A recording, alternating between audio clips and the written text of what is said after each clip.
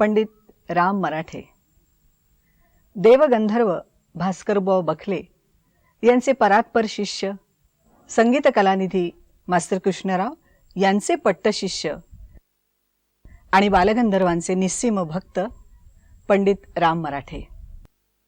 3 दशकं संगीत रंगभूमी गाजवणारे नायक आणि 50 वर्ष आपल्या गायनानं, आपल्या अभिजात गायनानं रसिकांची मनं रिझवणारे गायक, एक ज्येष्ठ वाग्गेयकार आणि श्रेष्ठ संगीत दिग्दर्शक म्हणजेच संगीतभूषण पंडित राम मराठे.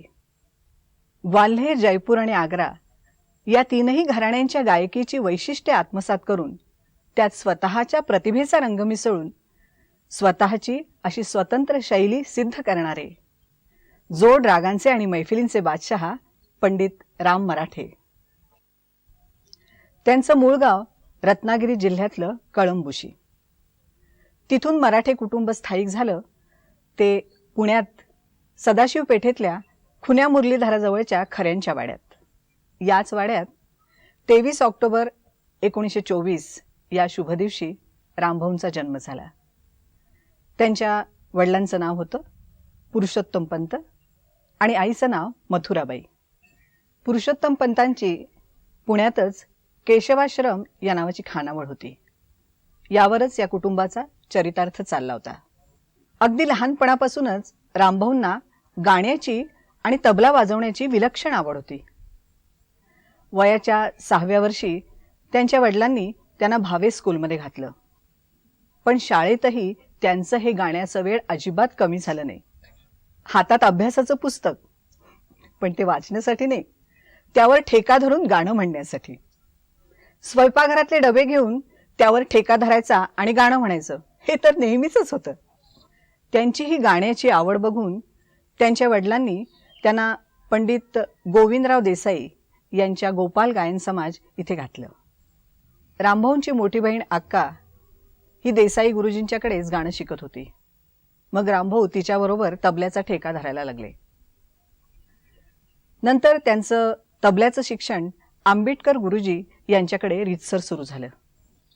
पण थोड्याच दिवसात त्यांच्या वडिलांना खानावळीचा व्यवसाय दुर्दैवानं बंद करावा लागला. आणि मग चरितार्थासाठी पुढे काय, हा प्रश्न मराठे कुटुंबियांना भेडसावू लागला. या सुमारास अनेक पौराणिक चित्रपटांचं चित्रीकरण मुंबईला सुरू होतं. गोंडस बालगोपालांच्या भूमिका करण्यासाठी मुलांची गरज असल्याच्या जाहिराती वर्तमानपत्रातून झळकत होत्या. पुरुषोत्तम पंतांच्या त्या वाचनात आल्या. त्यांना वाटलं, आपल्या मुलांना या चित्रपटातून काम मिळालं तर किती बरं होईल. आणि हा विचार करून ते सहकुटुंब सहपरिवार मुंबईला येऊन दाखल झाले. मुंबईला आल्यानंतर त्यांनी आपल्या मुलांसाठी गायन शिक्षकही ठेवले. आणि योगायोग असा की त्याचवेळी रंगभूमीवरचे आणि चित्रपटातले गायक नट श्रीयुत कृष्णराव चोंडकर यांच्याशी पुरुषोत्तम पंतांची ओळख झाली.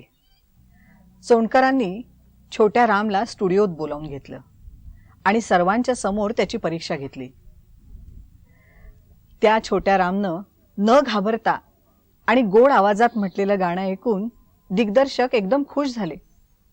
आणि वयाच्या 10व्या वर्षी रामभाऊंना पहिली भूमिका मिळाली, ती देवकन्या या बोलपटात. या भूमिकेनं रामभाऊंचं चित्रपटसृष्टीतलं स्थान पक्क झालं. या कंपनीचं नाव होतं जयंत पिक्चर्स. याच कंपनीच्या मॅजिक हॉर्स आणि लाईफ इज अ स्टेज या चित्रपटातूनही त्यांनी भूमिका केल्या. 1936 पासून रामभाऊंनी सागर मूव्हीटोन या कंपनीत काम करायला सुरुवात केली. रामभाऊ जे बालकलाकार म्हणून सागर मूव्हीटोनमध्ये जे कामं करत होता, जे गोडे जागीरदार, वतन वगैरे अशा तऱ्हेचे ते नावाचे स्टंट चित्रपट होते. आणि त्याचे दिग्दर्शक पुढे ख्यातनाम झालेले महबूब. आणि गंमत म्हणजे प्रत्येक चित्रपटाचा मुहूर्त ते रामभाऊवर करत असत. आणि त्या हा मनू, त्यांचा लाडका मनू, प्रत्येक चित्रपटाचा मुहूर्त या मनूवर होत असतो. त्यामुळे महबूब खान यांची त्याच्यावर अतिशय मर्जी होती. आणि जयंत म्हणजे अमजद खानचा जो बाप, तो त्याचा चित्रपटात बाप असायचा. म्हणून अमजद खान रामला आणि आनंदाला आपले वडील बंधू मानायचा. या सुमारास रामभाऊ गिरगावातल्या जीवनजी महाराजांच्या चाळीत राहत होते. प्रभात चित्रपट कंपनीतले सुप्रसिद्ध नट विष्णुपंत पागनीस त्यांच्या घराजवळच राहत होते. रामभाऊंच्या वडिलांची म्हणजे अण्णांची आणि पागनीसांची चांगली ओळख होती. पागनीसांनी अण्णांना सांगितलं की प्रभात कंपनी संत तुकाराम या चित्रपटानंतर गोपालकृष्ण हा चित्रपट काढणार आहे आणि त्यात काम करण्यासाठी माझ्या डोळ्यासमोर तुमची 2 मुलं म्हणजे अनंता आणि राम ही आहेत. पागनीसांच्या सांगण्यावरून त्यावेळचे प्रभातचे संगीत दिग्दर्शक केशवराव भोळे आणि मास्तर कृष्णराव यांच्यासमोर या 2 भावांची आवाजाची परीक्षा झाली.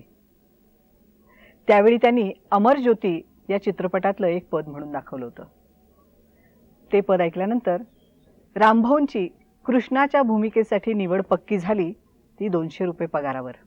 रामभाऊच्या वडिलांची इच्छा अशी होती, आपली मुलं कामं करतायत मुंबईत जायचं ते ठीक आहे, परंतु त्यांना प्रभातसारख्या प्रतिष्ठित संस्थेमध्ये आले पाहिजे, म्हणजे त्यांना योग्य वळण लागेल, योग्य संस्कार होते. आणि ती त्यांची इच्छा या निमित्तानं पूर्ण झाली. परंतु दुर्दैव असं की तालमी सुरू झाले, आता चित्रीकरण सुरू होणार, तेवढ्यात रामभाऊंच्या वडिलांची पुरुषोत्तम पंतान थोड्याशा आजारानंतर त्यांचा देहांत झाला. त्यामुळं रामचा पुढं झालेली ही यातली प्रगती त्यांना बघायला नाही मिळाली, दुर्दैव. हे लहान मुलं बिघडू नयेत म्हणून मी त्या स्टुडिओत जायचं रामभाऊंबरोबर. रामभाऊला नाईलाची गाडी यायची, रामभाऊ आज स्टुडिओत काम करायचे आणि मी आमची वेदांत जैनाची पोथी घेऊन झाडाजवळ शिकत बसायचा. प्रभात फिल्म कंपनीने गोपालकृष्णाचं काम रामभाऊन दिलं आणि जेव्हा ते अग्रीमेंट झालं, त्या अग्रीमेंटवरती गार्डियन म्हणून माझी सही आहे. गोपालकृष्ण या चित्रपटातली रामभाऊंची भूमिका इतकी गाजली की घराघरातून आबालवृद्धांच्या तोंडून या चित्रपटातली कृष्णाची गाणी ऐकू येऊ लागली.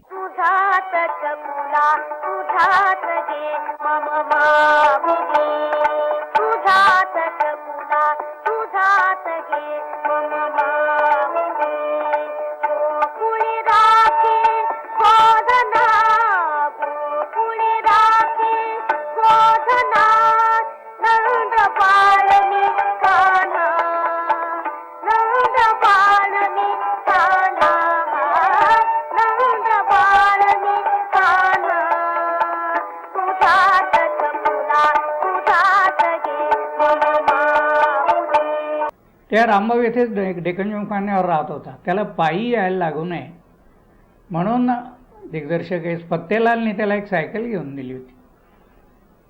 आणि ही मालक मंडळी हीच खरी पालक असायची त्या काळामध्ये, विशेषतः प्रभातमध्ये तर हे होतच.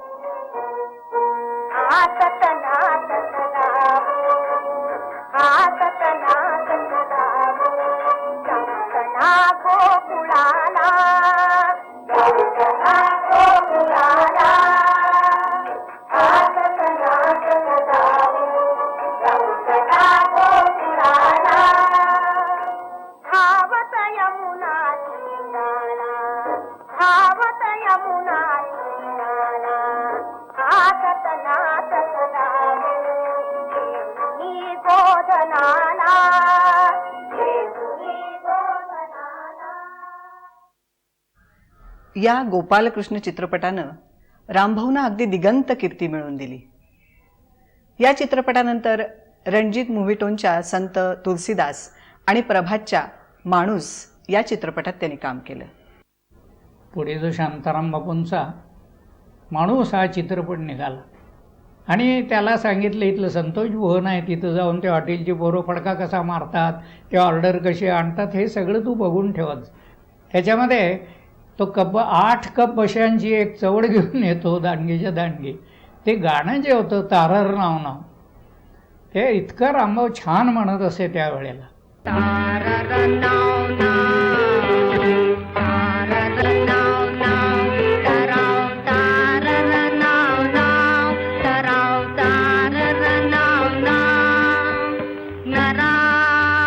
रामू एक कप चहा आण.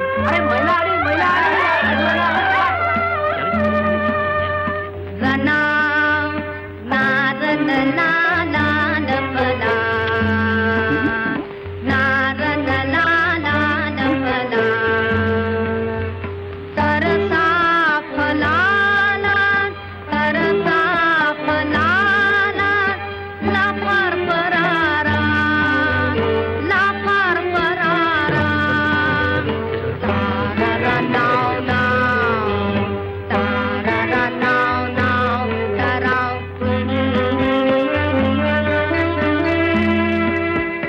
माणूस चित्रपटाच्या वेळी प्रभात फिल्म कंपनीत एक महत्त्वाची गोष्ट घडली. शांताराम बापू मास्तर कृष्णरावांना नेहमी म्हणत, मास्तर, या पोराच्या गळ्याची जात अगदी तुमच्यासारखी आहे. तुम्हाला जसं भास्कर बुवांनी तयार केलं तसं तुम्ही या पोराला शास्त्रीय संगीतात तयार कराल तर तो तुमचं नाव काढेल.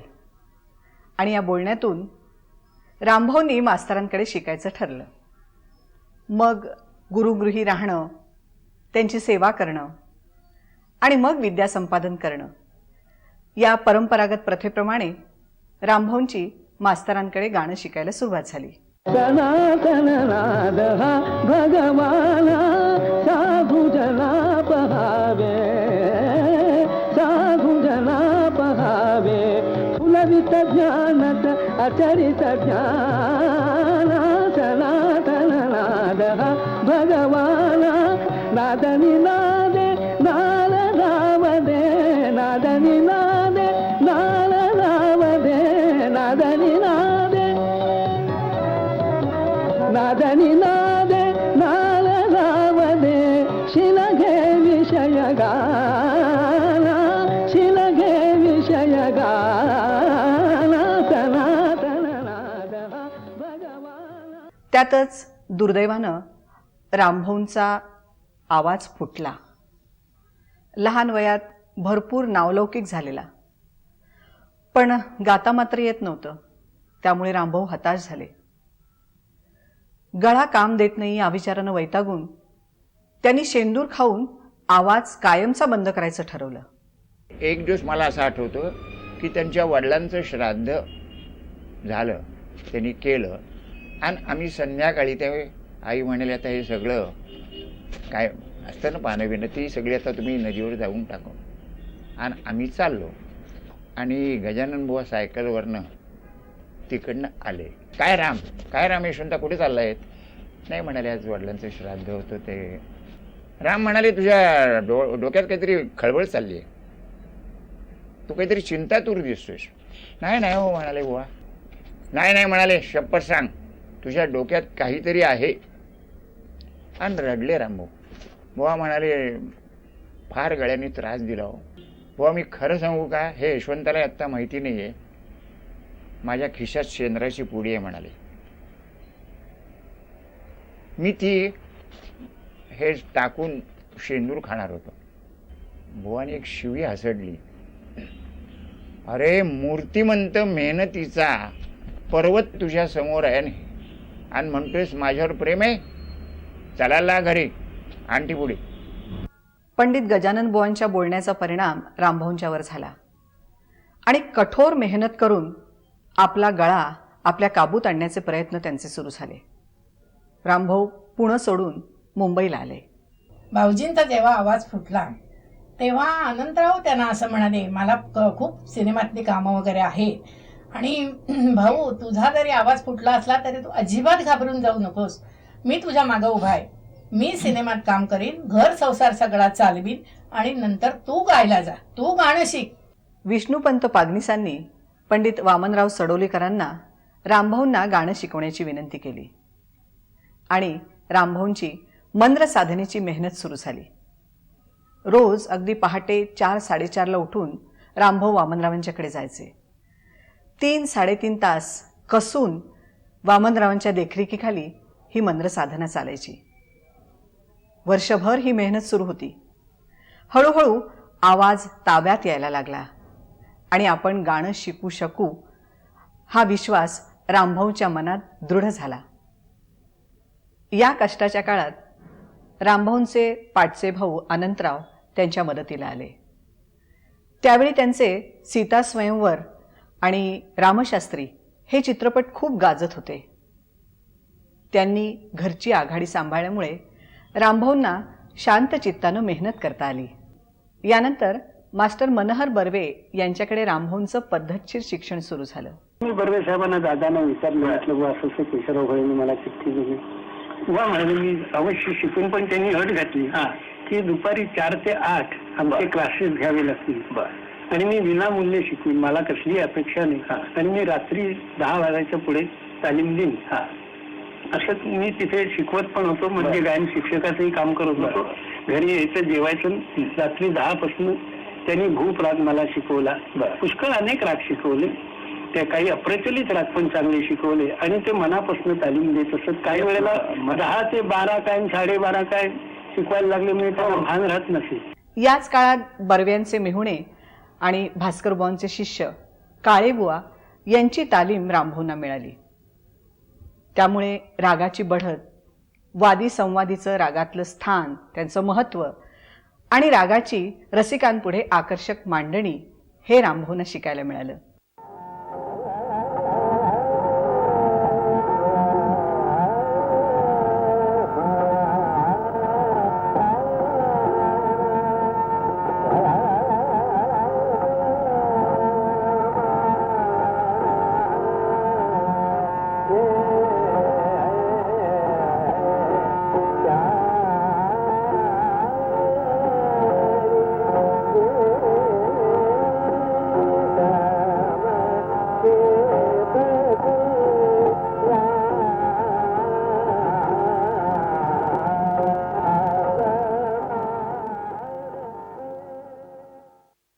त्याचवेळी रामभाऊंच्याकडे एक सुवर्ण संधी अगदी चालत आली.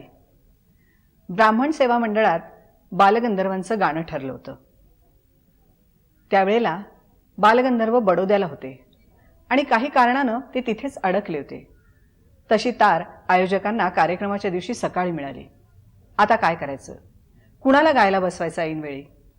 तेवढ्यात त्यांना कुणीतरी सुचवलं की मास्टर मनोहर बर्वे यांच्याकडे राम मराठे म्हणून एक मुलगा आहे, तो बालगंधर्वांची पदं अतिशय उत्तम गातो. लगेच रामभाऊंना विचारण्यात आलं आणि रामभाऊंनी होकार दिला. आणि त्याच रात्री 9:30 वाजता ब्राह्मण सेवा मंडळात रामभाऊंचं गाणं झालं. बागेश्रीनं मैफिलीला सुरुवात झाली.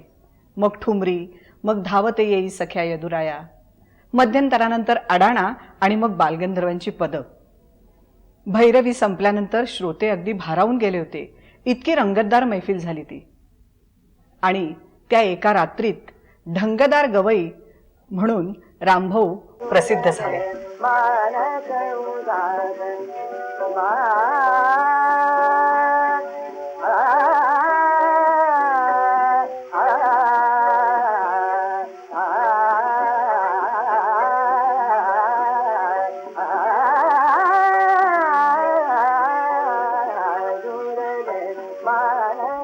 एकोणीसशे 47च्या सुमारास पुण्यात ग्वाल्हेर घराण्याचे गायक पंडित मिराशीबुवा यांच्याकडे रामभाऊंनी शिक्षण घ्यायला सुरुवात केली. आणि मला वाटतं बुवांच्याकडे त्यांना प्रचलित रागांची तालीम आणि खूप बंदिशी मिळाल्या. गंमत म्हणजे काही गुरुपौर्णिमेला बुवांच्या रामभाऊ बुवांच्यावर ठेक्याला बसायचे. ग्वाल्हेरीचे जे काही बोल अंग आहेत किंवा बोल तान म्हणा, एस्पेशली सपाट तान, ज्याला आपण सट्टे म्हणतो, कारण रामभाऊंचं बलस्थान सुद्धा तान. आज त्यांच्या तानेचे पॅटर्न मला असं वाटतं अनेक तरुण कलाकारांनी न गळत घेतले.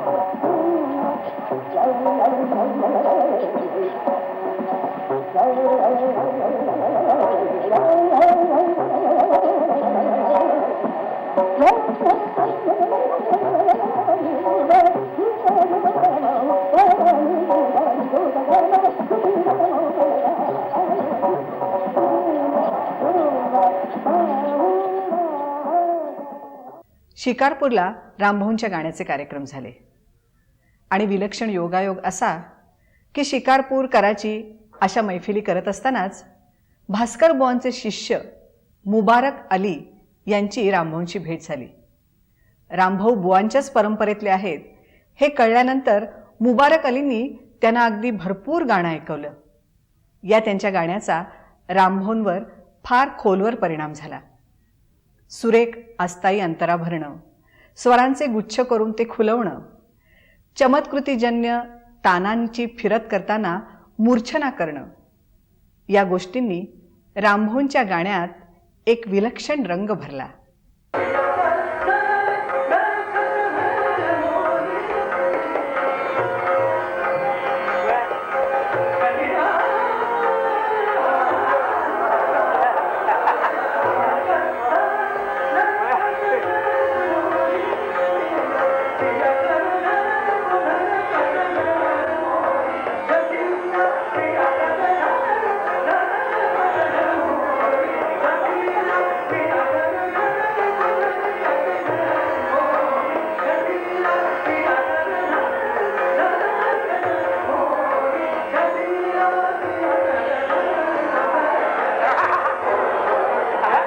गायक म्हणून आता रामभाऊंचं सगळीकडे नाव झालं होतं.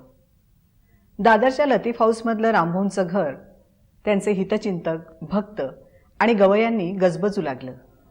50 सालानंतर रामभाऊंना नवीन गुरु लाभले पंडित जगन्नाथ बुवा पुरोहित. जगन्नाथ बुवा मूळचे कोल्हापूरचे, आग्रा घराण्याचे विलायत हुसेन खाँ साहेबांचे ते शिष्य. वयाच्या 10व्या वर्षापासून रामभाऊंनी विलायत हुसेन खानचं गाणं खूप ऐकलं होतं. त्यामुळे जगन्नाथ बुवांबद्दल त्यांना विशेष प्रेम वाटत होतं. नंतर बुवा 15 दिवस मुंबईला यायला लागले.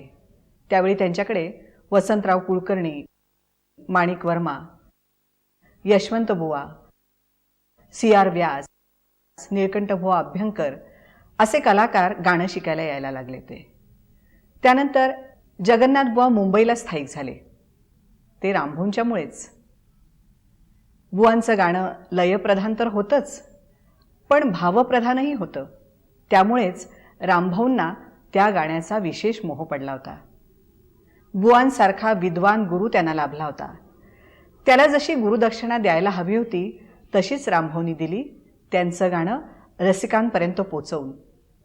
आग्रा घराण्याची तालीम घेतल्यानंतर रामभाऊंच्या गाण्यात 2 वैशिष्ट्यांची भर पडली.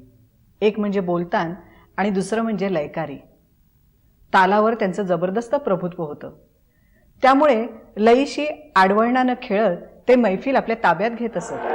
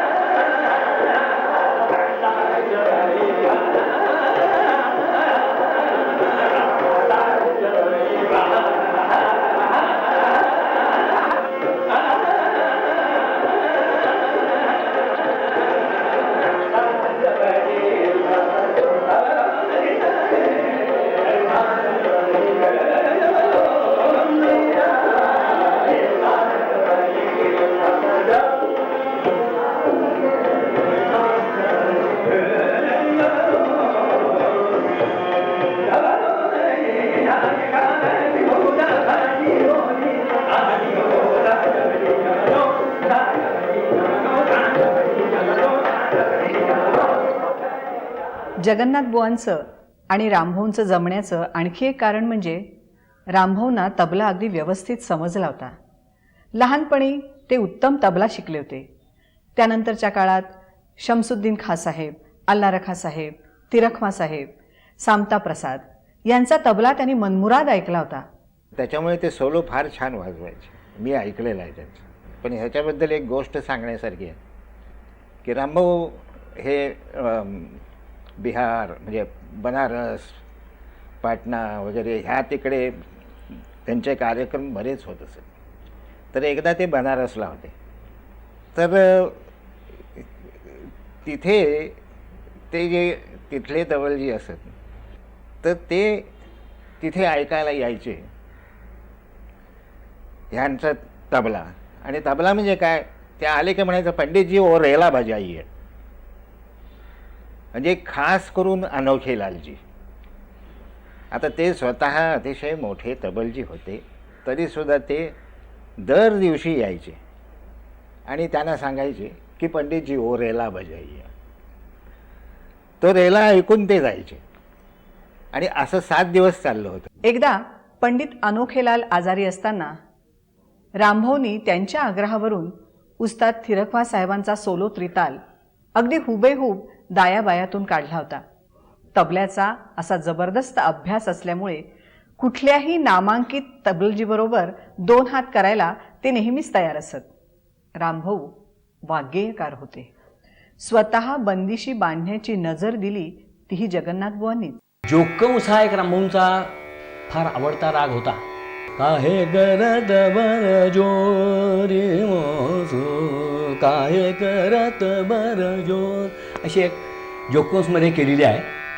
संपूर्ण मालकंस सारख्या रागामध्ये सुद्धा फार त्यांनी ह्या जयपूर घराण्यासारखीच अशी जी कर के सिंगा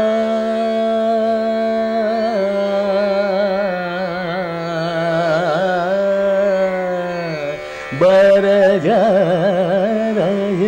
त्याच्यावर आणि काय कर के सिंगार वा नवेली नार लपक झपक चाल चलत है. की नवयुवतीचं लग्नाला सज्ज असलेल्या अशा युवतीचं वर्णन त्याच्यामध्ये असं आणि त्या रागाचा जो मूळ ठेवून असे रामभाऊ 2दा गायले. रामभाऊ ज्यांच्याकडे शिकले त्या गुरूंचं भरभरून प्रेम त्यांनी मिळवलं. रामभाऊ दिल्लीला गेले की विलायत हुसेन खाँसाहेब त्यांना प्रेमानं बंदिशी सांगत. खाँसाहेबांनी पुण्यात भारत गायन समाजात त्यांना गाण्याची तालीम दिली होती.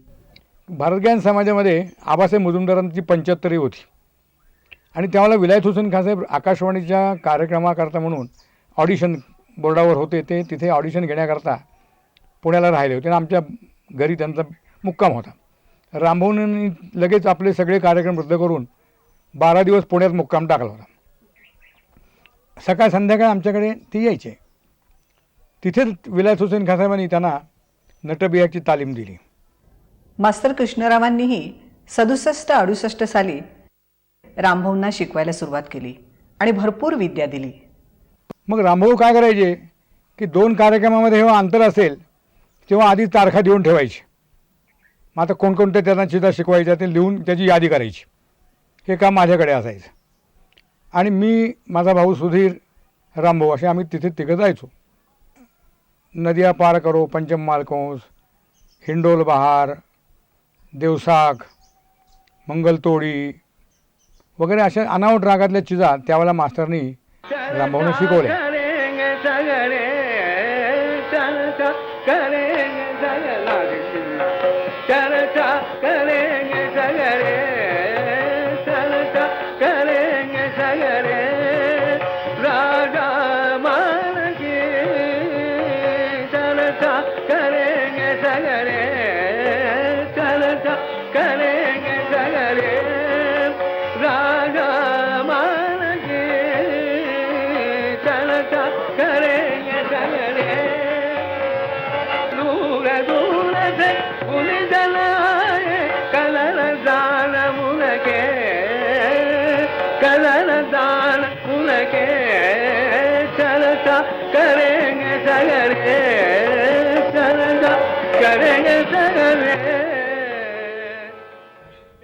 भास्कर बुवांवर आणि बुवांच्या भारत गायन समाजावर रामभाऊंचा फार जीव होता.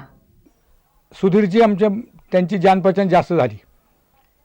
त्यांना रिक्वेस्ट केली की रामभाऊ आता भास्करभाऊंचे शिष्य सगळे वयस्कर झालेले आहेत, मास्तर थकलेत, तेव्हा आता ही पुण्यतिथी कशी व्हायची पुढे.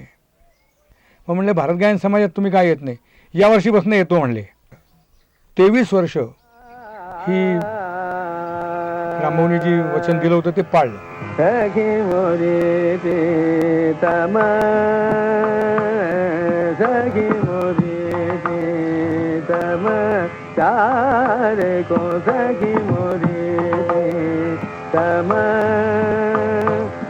चारे को जाने कहो निरहासता जाने कहो निरहासता सखी मोरी प्रीतम तारे सखी मोरी प्रीतम. त्यांचा गाण्याचा खूप अभ्यास बरं का, सर्वांगीण अभ्यास बरं का, आणि खूप मोठं योगदान की त्यांना आपण काय म्हणत असतो अशी जी काही मोठी माणसं हा तेवढं योगदान पाहिजे, तेवढे ते विद्वान पाहिजे. तर त्यांना आपण काय म्हणतोय, रामभाऊंबद्दल सांगतोय मी सांगतो की आपण त्यांना म्हणतो हे गुरूंचे गुरु आहे, पंडितांचेही पंडित आहेत. आणि रामभाऊंच्या बाबतीत ही गोष्ट हजारशांनी खरी आहे, कारण मी त्यांची मैफल खूप ऐकलेली आहे. आम्ही बरोबरच होतो हो बरं का. आणि ज्यावेळी रामभाऊ म्हणजे नाटक बिटक नसायचं तेव्हा आम्ही त्यांना विचारायचो असं. आणि मग रामभाऊ कानड्याचे प्रकार, बिलावलचे प्रकार, तोडीचे प्रकार आणि मुकोल तत्व आम्हाला एक चीज बघायचे तर वही बघावी लागते.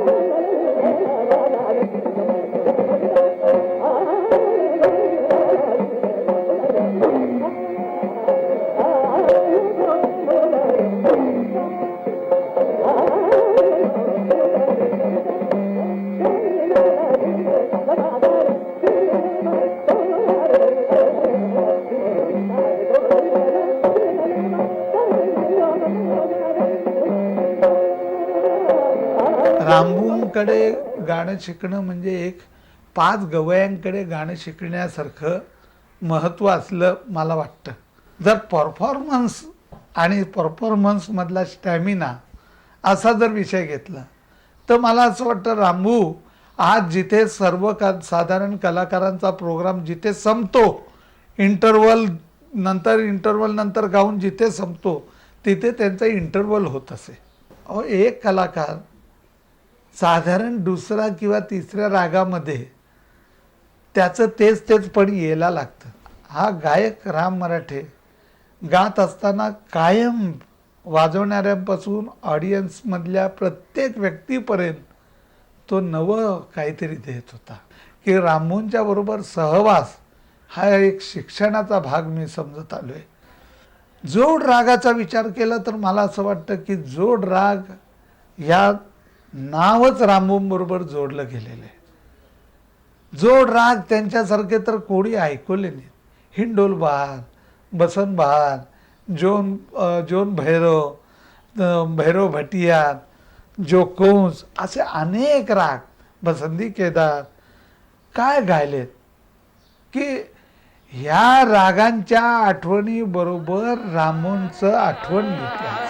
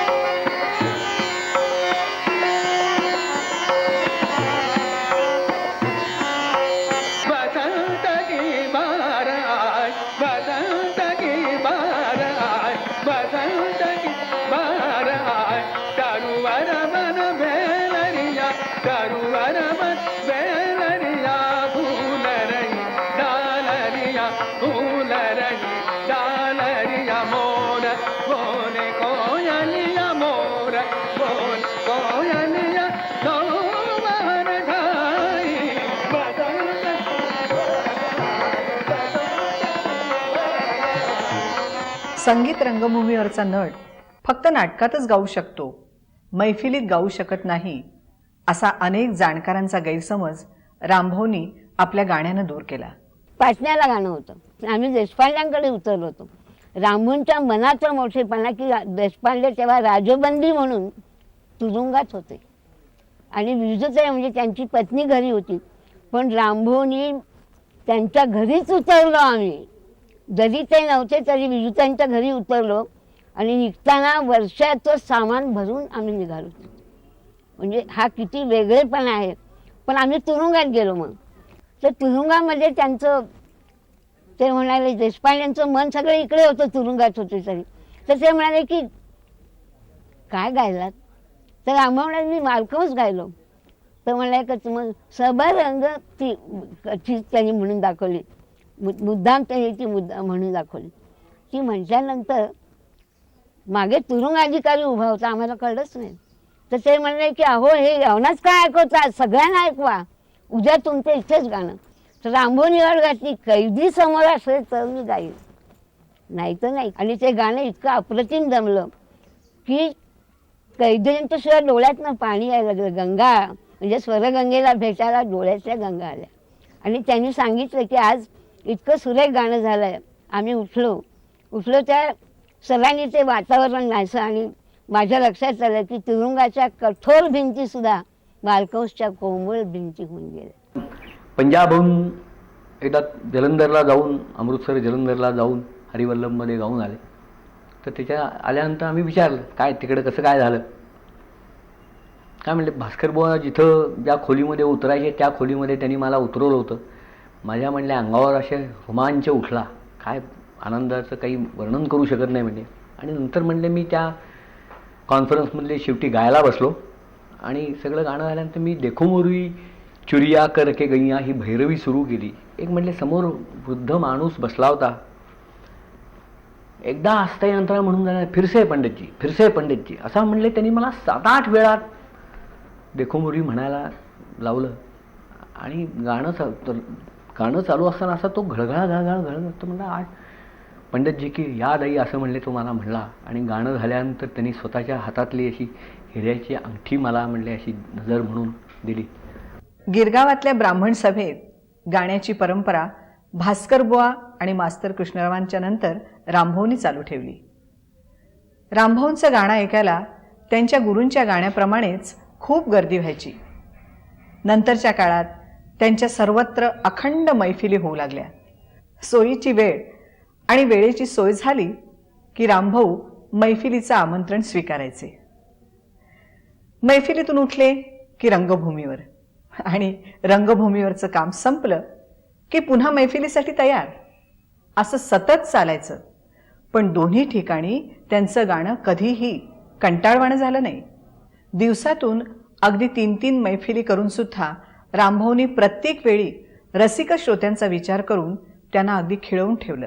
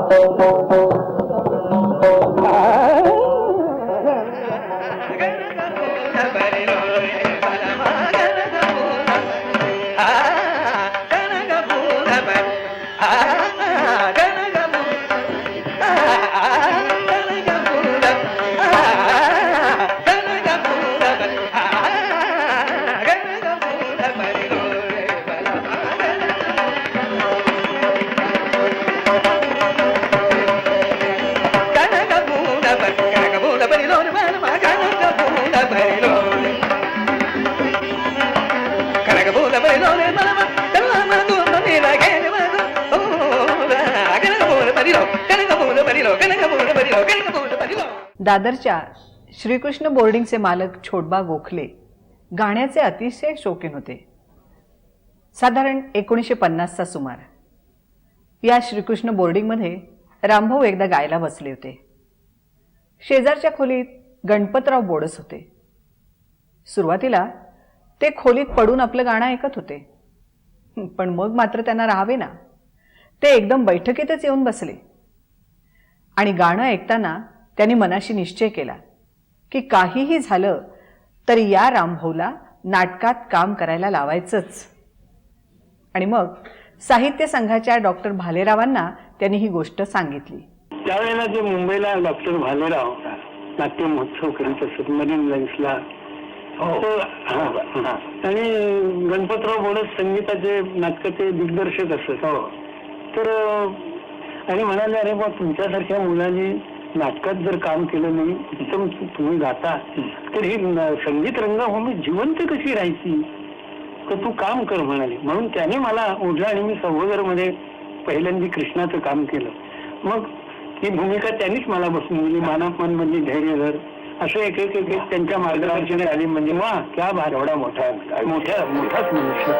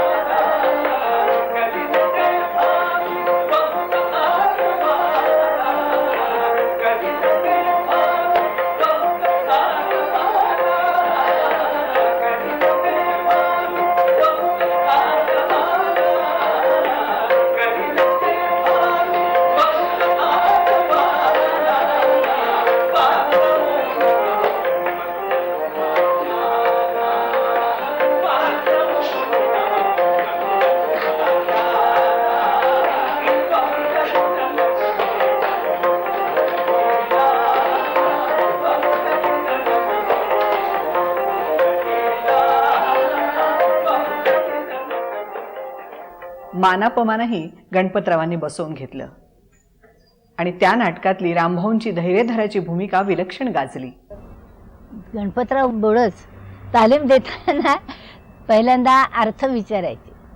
गाण्यातल्या नाटकामध्ये जर आपण गाणं म्हटलं बुवा तर त्या गाण्याचा अर्थ काय आहे, मग ते अर्थ समजावून सांगत असत, तसे उच्चार करून दाखवत असत.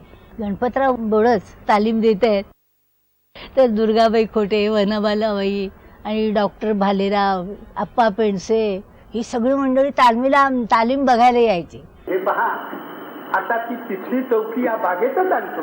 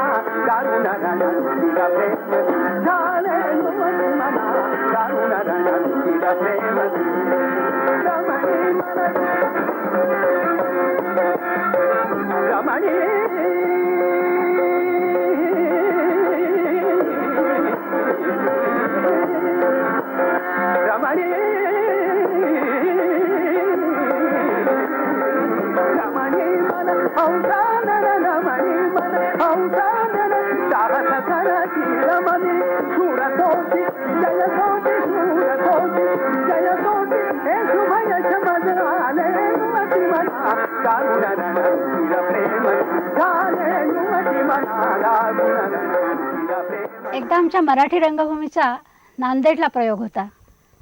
आई भामिनी होती, मी तिच्याबरोबर अक्कासाहेब होते आणि धैर्यधर रामभाऊ होते, नाना लक्ष्मीधर होते. असं नाटक चाललेलं होतं आणि शुरामी वंदिलेचा प्रवेश होता. त्याच्या आधी रामभाऊ आतमध्ये होते, तिसरा अंक सुरू झालेला होता आणि आईची पदं चालू होती. एंट्रीसाठी रामभाऊ आतमध्ये तयार होते आणि एकदम त्यांच्या पोटात कळ आली एकदम आणि मटकन ते खाली बसले. अगदी कळवळले होते असे. म्हणजे इतका आम्हा आजूबाजूच्या लोकांना असा धसका बसला होता की रामभाऊंची तब्येत बरोबर नाही वाटत आहे असं. त्यांनी सांगितलं, किरण भोगले शेजारीच होते, ताबडतोब जा आणि तू सोड्याची बाटली घेऊन ये. आणि तो सोडा मीठ टाकून त्यांनी गटागट घेतला आणि त्याच्यानंतर लगेच सीन ओपन झाला शुरामी वंदिलेचा. आम्हा सगळ्यांना अशी काळजी वाटत होती आता काय होणार. पण ते स्टेजवर गेल्यावरती ॲट इज होते अजिबात. म्हणजे त्या कळीचा काही मागमूससुद्धा नव्हता. आणि अक्षरशः म्हणजे पुढचं शुरामी वंदिले त्यांनी असं रंगवलं आहे की आम्ही आ वासून बघत राहिलो होतो की अरे आत्ताच एक 2 मिनटापूर्वी जो माणूस अगदी कळवळला होता त्या माणसाचं हे सामर्थ्य. तर मला असं वाटतं की रंगदेवता त्यांच्यावर पूर्णपणे प्रसन्न होती. रामभाऊंच्या आयुष्यात मानापमान नाटकानंतर एक विलक्षण योग जुळून आला. ज्या बालगंधर्वांवर त्यांची अतिशय श्रद्धा होती त्या बालगंधर्वांनीच रामभाऊंना पदं बसवून दिली. निमित्त होतं संगीत स्वयंवराचं.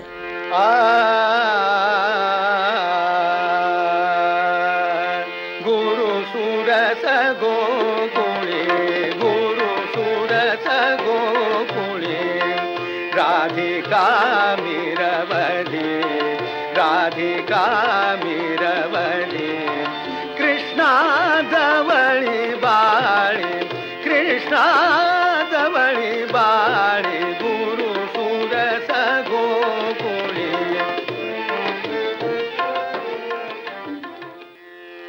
कांता मदसी तुची गुरुजी तुची कांता मदसी तुची गुरुजी तुची कांता मदसी तुची गुरुजी तुची कांता तुझसी निर्मी नेता तुझसी निर्मी नेता विधाता कांता मदसी तुची स्वयंवरापाठोपाठ संशय कल्लोळ, मृच्छकटिक, एकच प्याला, भावबंधन, विद्याहरण अशा अनेक नाटकातल्या रामभाऊंच्या भूमिका गाजल्या.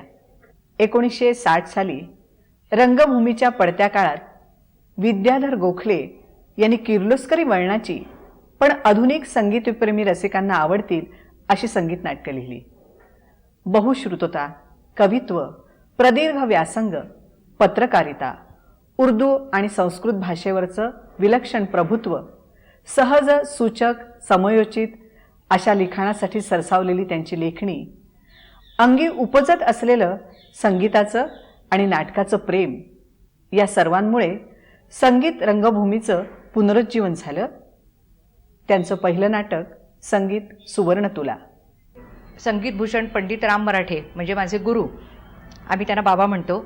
तर तेही भास्कर बुवांच्याच पठडीतले असल्यामुळे मला त्यांचं गाणं आवडायचंही आणि जवळचं वाटायचं. रामभाऊंच्या बरोबर मी सुवर्णतुला नाटकात काम केलं. विशेष म्हणजे सत्यभामा, रुक्मिणी आणि राधा या तिन्ही भूमिका त्यांच्याबरोबर करण्याचा मला योग आला. सुवर्णतुला नाटकाच्या सगळ्या चाली छोट्या गंधर्वांच्या म्हणजे दादांच्या. सुरुवातीला नारदाची भूमिका दादा करायचे आणि रुक्मिणी हे पात्र मात्र त्यावेळेला गद्यच होतं. रुक्मिणीच्या तोंडी गाणी नव्हती. पुढे काही काळानंतर रुक्मिणीला जी 2 गाणी घातली त्यावेळेला त्याचं संगीत दिग्दर्शन बाबांनी म्हणजे रामभाऊनी केलं. त्यावेळेला ते कृष्णाचं काम करायचे. तर त्या 2 चाली इतक्या छान झाल्या आहेत की रुक्मिणीला तर त्या चाली शोभल्याच, परंतु दादांच्या त्या चाली आहेत असं वाटावं इतक्या त्या चपखल चाली त्याला बसलेल्या होत्या. कोणही सुंदरा यदुवरा ललित गुण मंजिरी मंजिरी ललित गुण मंजिरी रसमय मधुरा कोणही सुंदर. जेव्हा गोखल्यांनी मंदारमाला हे नाटक लिहिलं तेव्हा त्यातल्या नायकांनीच संगीत दिग्दर्शन केलं पाहिजे अशी अटच त्यांनी घातली. कारण त्यांच्या डोळ्यासमोर नाटक लिहिताना नायक म्हणून रामभाऊच होते.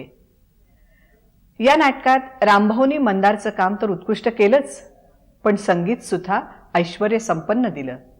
26 मार्च 1963 या दिवशी गुढीपाडव्याच्या शुभमुहूर्तावर साहित्य आणि संगीत एकरूप झालेलं मंदारमाला रंगमंचावर आलं आणि प्रेक्षकांनी त्याचं उत्स्फूर्त स्वागत केलं. त्याने दुसरी गोष्टी काय केली, हा जो ऐहिर भैरव जयशंकर पूर्वी म्हणजे बऱ्याच लोकांनी तो लाईट गाण्यासाठी वापरला बरं का, की मला वाटतं बऱ्याच नाटकामध्ये तो लाईट आला बरोबर, पण रामभाऊनी त्याला पूर्ण न्याय दिला. म्हणजे तो राग म्हणजे काय हे शिकवलं, सांगितलं लोकांना. क्या बात आहे, क्या बात आहे. ते मी आणतो पहिला सुरुवातीला तुम्हाला सांगतो असं त्यांच्या गाण्यालाच ते नाटक ओपन व्हायचं ना. एक शंकरा गंगाधरा एक गोष्ट विचारली तर चालेल? हो विचार. समोर रामभाऊ गात आहे आणि लगेच आपलं गाणं आहे, तर दडपण यायचं का माझ्यावर यायचं? क्या बात आहे. हे दोन लोकांच्या यायचं म्हणजे रामभाऊंच्या जुगलबंदी त्यांच्याबरोबर करत होता. जुगलबंदी म्हणजे काय ते रामभाऊला माहित, मला माहित की देवाला रामभाऊ मला सांभाळून एक दिवस माझा आवाज लागायचा छान बघायचे असे करायचे जास्त गाणं मी ठरवलं मी असं करायचो. थांब बाबा मंदारमालेमध्ये ते तबला वाजून गाणं हा एक प्रकार आलेला आहे, त्याबद्दल बोला ना. तो सांगतो ना तुम्हाला. तबला वाजून नुसतं गाणं नव्हे, म्हणजे ते ज्योत्ना मोहिले काळी 5 मध्ये म्हणजे पांडली 4च्या पेक्षा त्याच्यामध्ये असे गायचे वरती म्हणजे आमचे 5 गंधापर्यंत जाऊन यायचे आणि तबला वाजून त्यांचे डावरे होते. जय शंकरा गंगाधरा जय शंकरा गंगाधरा गौरीहरा गिरिजावरा गौरीहरा गिरिजावरा विपदाहरा शशिशेखरा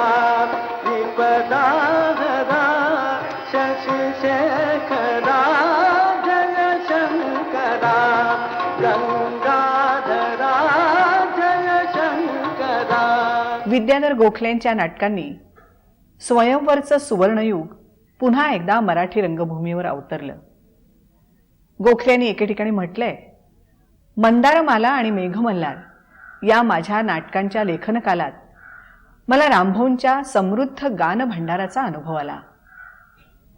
प्रचलित राग असोत, अप्रचलित राग असोत, त्या रागांमध्ये रामभाऊ असंख्य चिजा गायचे. मालकंस, पंचम मालकंस, जोगकंस, सगळे कंस या कृष्णाला जणू काही वश झाले होते.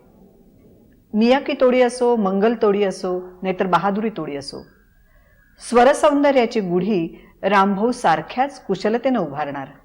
जौन भैरव, अहिर भैरव, बैरागी भैरव, वसंत बहार, हिंडोल बहार, तिलक केदार, बसंती केदार, जौनकली, रामकली, कोणत्याही रागात मनाला आराम देणारा राम नाही असं कधीही व्हायचं नाही.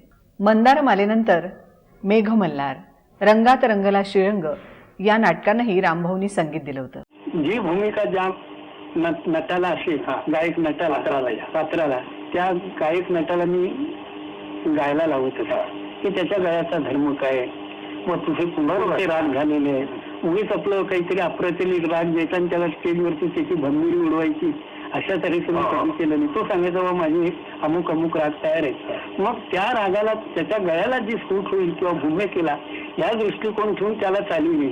हिरोईनचं काय भूमिका आहे, कशा तऱ्हेची वृत्ती आहे, त्याप्रमाणे म्हणजे एक राम मराठेच सारखा सतत जातोय प्रत्येक भूमिकेमध्ये असं मी केलं नाही.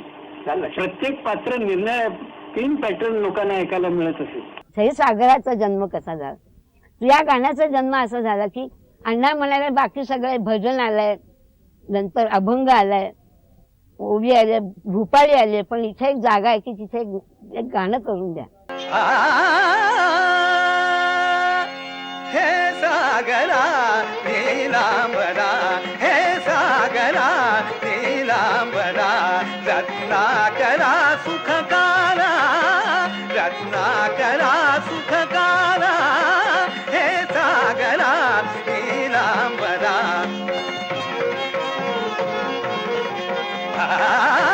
तुझी रुद्र तुझी भद्र, तुझी रुद्र तुझी भद्र, शिवतांडव तूच आद्य, शिवतांडव तूच आद्य, हे लय भास्करा गंभीरा, हे सागरा नीलांबरा, हे सागरा.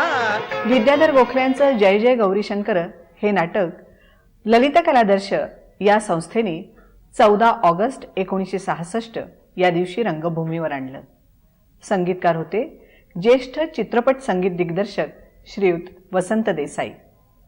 यात शंकर झाले होते रामभाऊ, शृंगी होते प्रसाद सावकार आणि नारदाची भूमिका केली होती भालचंद्र पेंढारकर यांनी. विशेषतः शंकराचं तर तुम्हाला त्याची ज्या शेड्स आहेत कॅरेक्टरमधल्या, त्या सगळ्याच्या सगळ्या शेड्स त्यांनी दाखवल्या आहेत.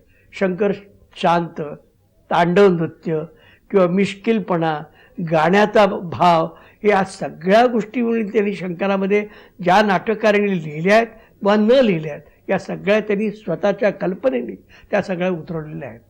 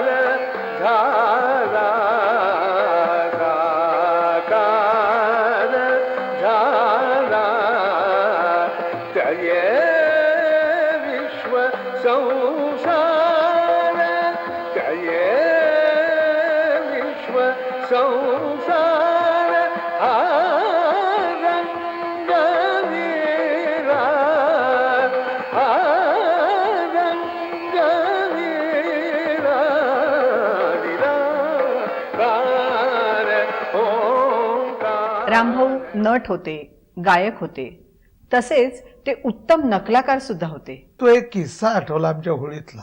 गजानन बुवांची नक्कल सुरू झाली. एरवी रामभाऊ सफेद 4 काळी 3 मध्ये गाणारे गजानन बुवांची नक्कल करताना त्यांनी तंबोरे सफेद 1ला मिळवले. सफेद 1ला मिळवून गौरी राग सुरू केला आणि राजानं काय सुरू केला ख्याल भरण्यापूर्वी गजानन बुवांची ती मान वाकडी करून त्यांचं उच्चारण ह्या सगळ्या गोष्टी सुरू होत असताना कमाल अशी झाली, गजानन बुवाच आपण ऐकतोय ह्या भावनेमध्ये ऐकणारा श्रोतूवर्ग जायला लागला आणि रामभाऊ स्वतःच म्हणतायत की बुवा क्या बात आहे, आज तुम्ही चांगले जमलात. विलक्षण ताकदीचा हा गायक आपल्या शिष्यांना शिकवताना शिष्यांना त्यांनी अगदी भरभरून दिलं. रागाचं नाव सांगायचं, अस्थायी यंत्र द्यायचे आणि मग नंतर सुरुवात. पण मला पलटा बिलटा लिहून घ्यायला परवानगी नव्हती. शिकवताना सुद्धा असं काहीतरी समेला येताना काही गडबड कोणाची झाली, एका धोत्रात पाय अडकून पडल्यासारखं काय वगैरे समेला येतोय, नीट कसं यायचं वगैरे असं. म्हणजे विद्यार्थ्याच्या चुका सुद्धा अशा गमतीशीर रीतीने की आमच्या कायम ते डोक्यात आहे. आता एखादा आकार लावायचा असेल असा आ वगैरे असा, तर कोणी फार असा मोठा वगैरे आ असा केला, मी काय डेंटिस्ट आहे काय, हा दात दुखतोय वगैरे मला सांगतोस, कसा किती करायचा, आईतला आ कसा म्हणतोस, आई आपण आई म्हणतो ना, का आधी आई करतोस, तेवढा आ म्हणजे तसा आ पाहिजे. लहानपणी रामभाऊंनी चित्रपटातून भूमिका केल्या, मोठेपणी चित्रपटासाठी पार्श्वगायन केलं. राजाभाऊ नेने आणि गौरी माडगुळकर यांच्या तुका झालासे कळस या चित्रपटाला स्नेहल भाटकरांचं संगीत होतं. या चित्रपटात मंबाजीच्या भूमिकेच्या गाण्यासाठी भाटकरांनी रामभाऊंना बोलावून घेतलं आणि त्यांच्या गाण्यातल्या गमक या प्रकाराचा उपयोग गाताना करायला सांगितलं. हे पद मंबाजीच्या भूमिकेसाठी अगदी योग्य ठरलं. मग तर स्नेहल भाटकरांनी रामभाऊंच्याकडून स अ शुक्ल यांची भावगीतं सुद्धा गाऊन घेतली. रामभाऊंनी ही भावगीतं अतिशय उत्कृष्टपणे गाऊन याही प्रकारात आपला दर्जा सिद्ध केला.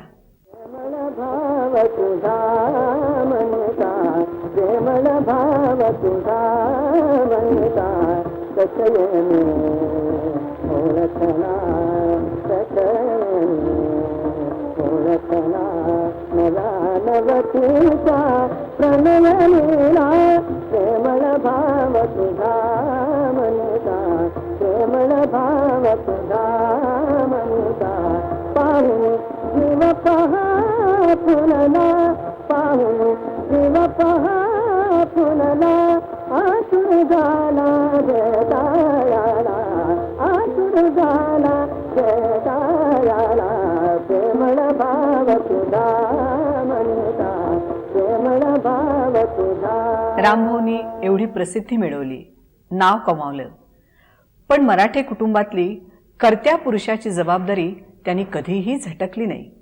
मी आणि वसंत अगदी इतके लहान होतो की त्यामुळे रामभाऊ आणि अनंतराव हे अगदी वडिलांच्या जागी.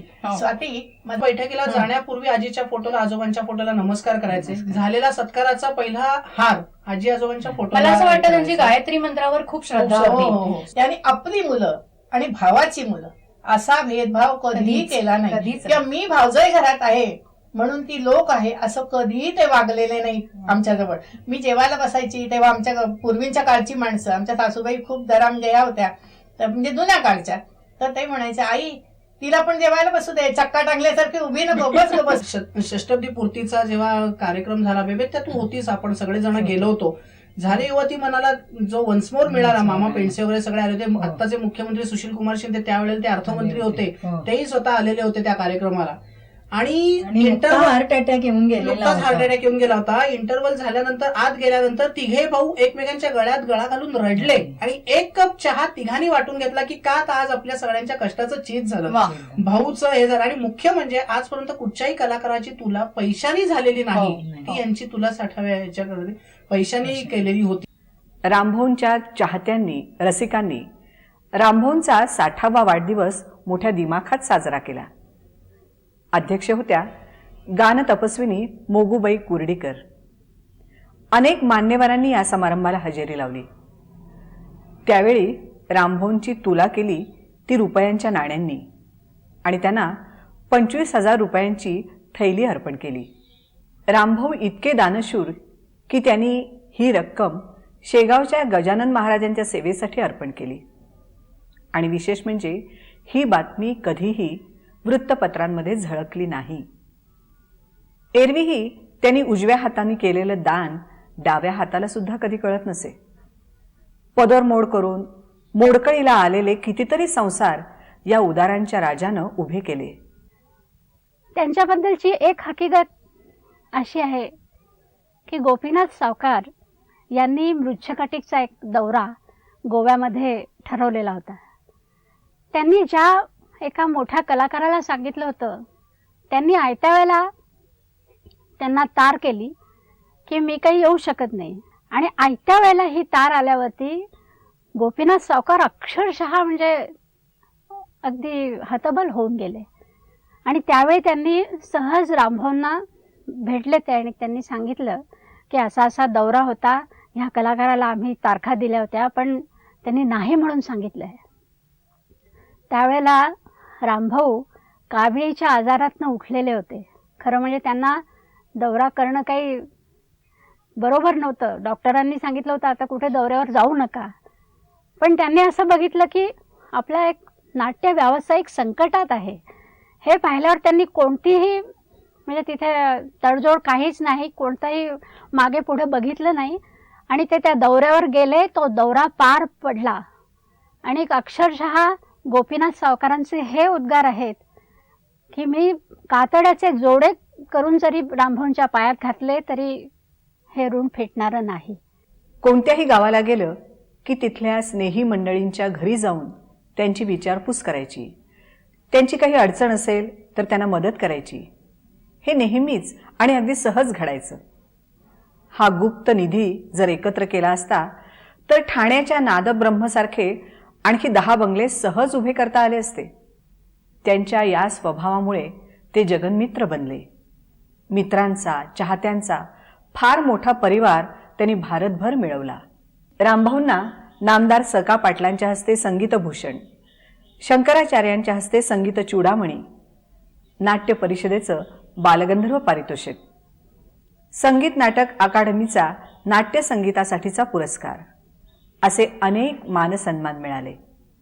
अशा या महान कलाकाराच्या किती किती म्हणून गोष्टी सांगायच्या. गंगेसारखं पवित्र आणि विशाल मन, प्रेमळ सहृदय अंतःकरण, विद्येचा गाढा व्यासंग, कठोर मेहनत, गाण्याची प्रचंड हौस असे रामभाऊ अजून काही वर्ष जगायला हवे होते. म्हणजे खूप काही ऐकायला मिळालं असतं. त्यांचं गाणं काळाच्या पुढचं होतं. त्यामुळे सर्वांच्या ते पचनी पडलं नाही. आज त्यांची अफाट विद्वत्ता आणि अचाट कर्तृत्व यांनी आपण थक्क होतो. हा गवय्या आपल्याला खरा कळलाच नाही असंच वाटत राहतं. अगदी शेवटी रामभाऊ म्हणाले होते, माझ्या आयुष्यात मला परमेश्वरानं काही कमी केलं नाही. दोन्ही हातांनी भरभरून यश कीर्ती दिली. माझी कुणाविषयी काहीही तक्रार नाही. मी तृप्त आणि समाधानी आहे. परमेश्वरी कृपेबद्दल कृतज्ञ आहे. रामभाऊ, तुम्ही रसिकांना भरभरून गाणं ऐकवलं, भरभरून आनंद दिलात. आज तुमच्या आठवणी जपण्याचा आमचा हा छोटासा प्रयत्न.